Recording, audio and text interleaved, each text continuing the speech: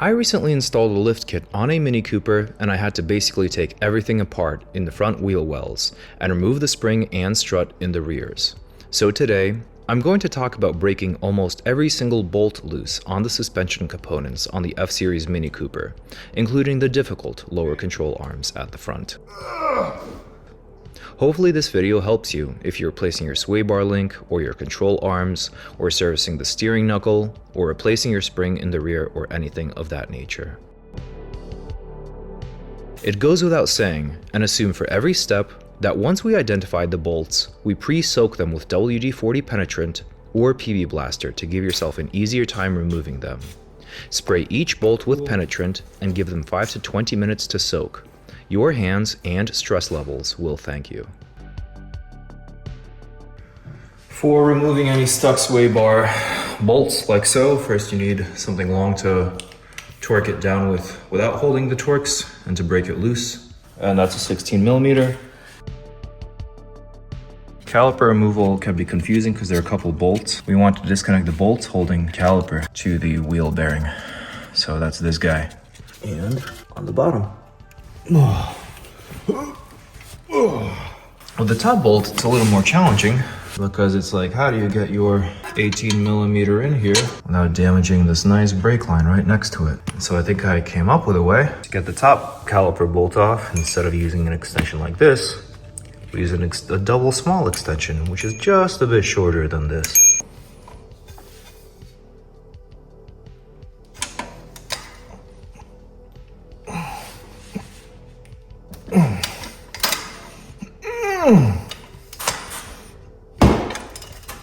And that helps us break it loose.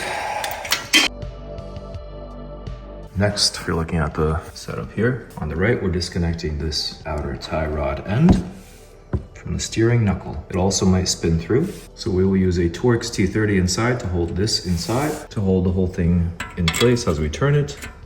And it is a 21mm socket. That is on there real good. And that's so for good. To break it loose, I put a 21mm socket on it. I have a 1/4 inch drive or 1/2 inch drive. And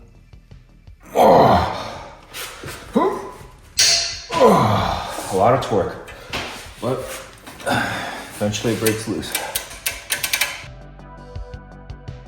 The next part is super fun, removing the CD axle bolt. It is a 17mm hex socket like so.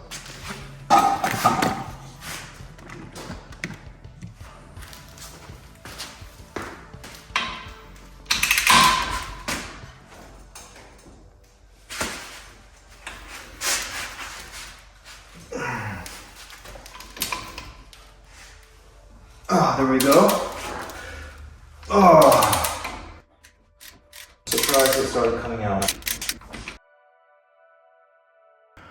Next, you need a E-Torx E14. I have this whole collection because I work on Porsches and other German cars and have this whole specialty socket drawer. So that is the only reason I already had this. Buy all the sockets ahead of time because there's your E-Torx E14 lower ball joint pinch bolt. That is an E14 on one side and just a regular 16mm on the other side. I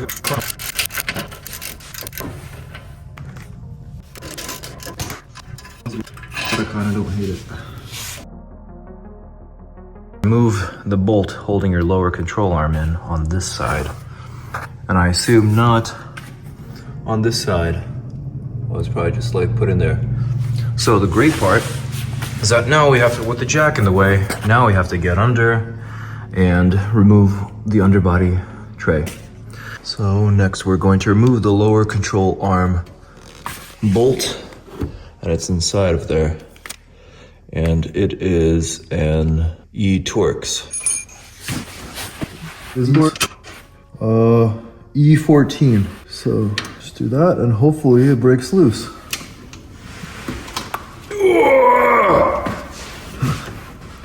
Doesn't want to go anywhere. Oh man. Okay, so what do we want to do? If we get on a really long extension, we can get the thing out here.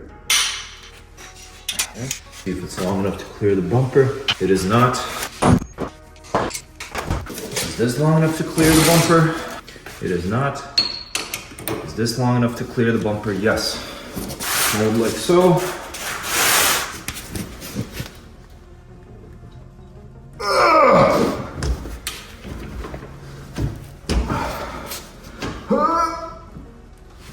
Oh, that's fun.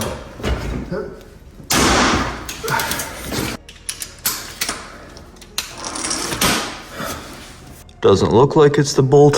I don't know what that was.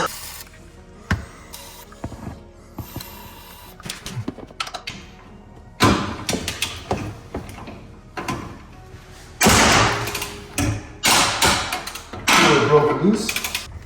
So it is indeed spinning.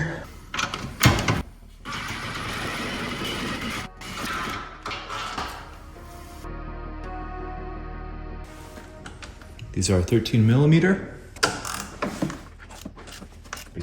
This one.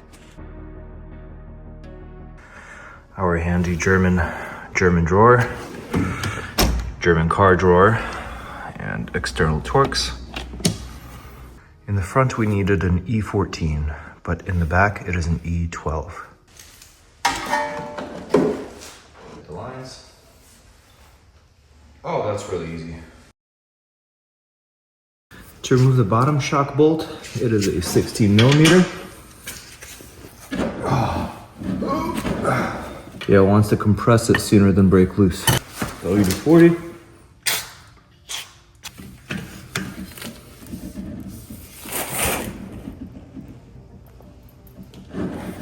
There we go.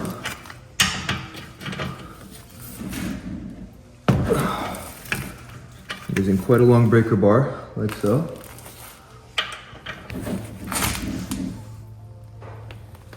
There we go. Next, we're going to disconnect this sway bar link up top. I'm going to give it a nice soak. 16 millimeter.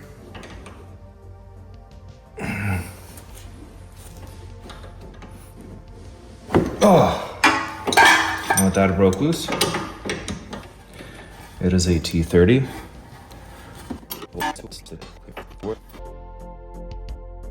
On the other side, no matter what we did, my neighbor helped, we could not get this guy off. It even snapped a T30 inside. It was stripping the nut, as you can see. So if this happens to you, and you have a stuck sway bar link, we're discussing cutting this off, buying a replacement sway bar link. I'm sure they're not that expensive, but then you have to wait for it to come in and stuff. Or, once you've jacked it up and relieved the pressure on the sway bar link, you just simply torque it hard enough for the other side and disconnect it here. And that seems to be a bolt that doesn't spin through here. So that lets you disconnect a stuck sway bar link if in the rear you have difficulty getting it off. Quick tip, but now that lets us bend it out of the way. Docile, you know, work with it. Don't need to disconnect that one at the top and cut it or anything. Now we're going to disconnect this upper control arm bolt, holding the upper control arm to the whole suspension setup. 18 millimeters on nut on the right.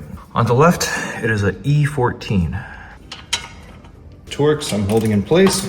This I'm using a adapted breaker bar.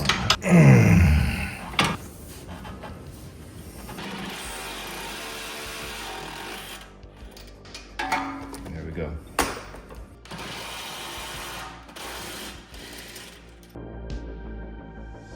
Also see my channel and Mini Cooper playlist for all maintenance videos and for the mild off-road build. If this has helped, please consider a super thanks on the video for the time spent making this video and consider subscribing. Thank you.